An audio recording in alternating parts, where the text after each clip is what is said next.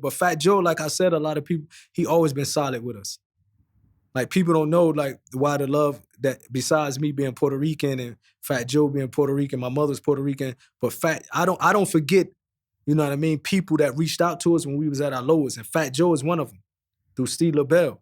Like when we was being boycotted, a lot of people don't know that, bro. When Pac died, we was the hottest name. Imagine this, he put out Machiavelli, and we on some of the hottest songs, but we couldn't get a major record deal because people was boycotting us. You know what I mean?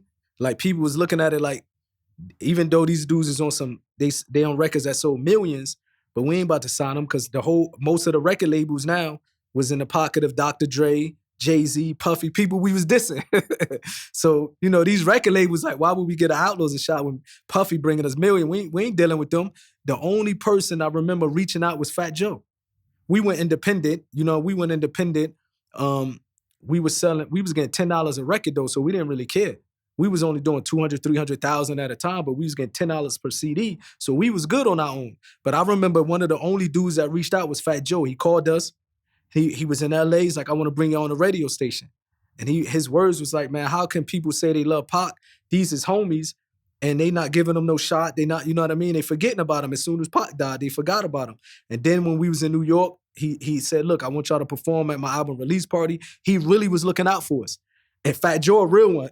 I remember when we was at his album release party, it was everybody you can think of there. Like people that we was dissing on Hit 'Em Up and everything. And Fat Joe was like, I want y'all to perform. And he was like, if y'all want to perform Hit 'Em Up, even though some of the people y'all dissing, I remember like yesterday, he's like, even though some of the people y'all dissing is in the audience, we got y'all. He's like, bro, he was deep. You know what I mean? He's like, we holding you down, diss them. Even though these is homies. He was like, but if y'all want to take a mature level, grow up a little, I advise you not to do the song. But if y'all want to do the song, we holding you guys down. Even though, bro, we was deep. Like my whole block from Chancellor Ave and Irvington was with me. Newark and Irvington, I was already 30, 40 deep. You know what I mean? So I wasn't worried. But for him to do that, it showed a lot. You know what I mean? Like he was just a dude that was looking out for us. So that's why, man, when he came to Saudi Arabia, he told me, he said, when I come, I'm gonna see you. And he came and kept his word. Did Tupac like Fat Joe? I think he respected him. I never heard him say anything wrong. I heard him say that Fat Joe held him down with the Puerto Ricans. And I never heard him say anything wrong about Fat Joe. You got to understand too, when Pac was around, Fat Joe, he wasn't at the level where he at now. Like after Pac died, then Fat Joe started putting out these, he always been in the game, but his records started becoming better and better. He started putting out these songs at Ashanti, selling more and more millions.